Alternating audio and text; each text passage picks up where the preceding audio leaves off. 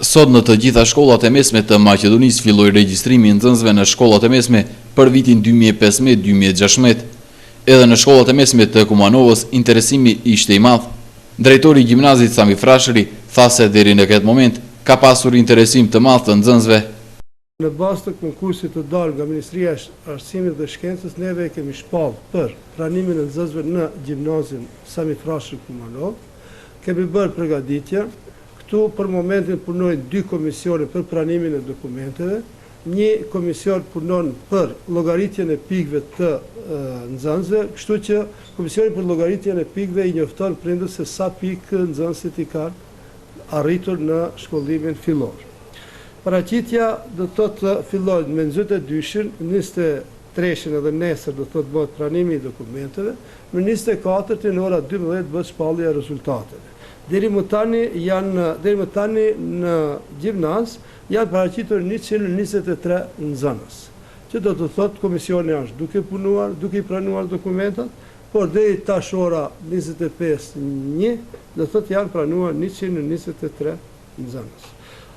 Në afatin e qershor, Ministria ashtu e ka paraparë, nëse nuk plotësohet numri në afatin e parë, paraqitjen e parë, ka afati i parë, paraqitja e dytë, i cili fillon me 29/30/2015, që do të thotë me 29/30 do të bëhet pranimi i dokumenteve, nxënësit të cilët për shembull nuk janë pranuar në disa shkolla tjera mund të paraqiten në gjimnaz dhe i plotësojnë kushtet. Kështu që me të parin shtatit bëhet shpallja e rezultateve për paraqitjen e dytë të afatit të parë.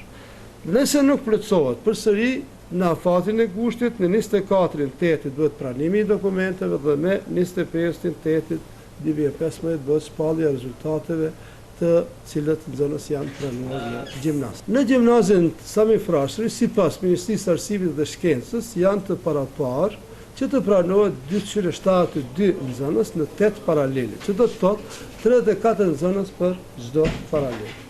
Njëjtë ishte situata dhe në shkollën e mesme me mësim në gjuhën shqipe, Nace Buljoni.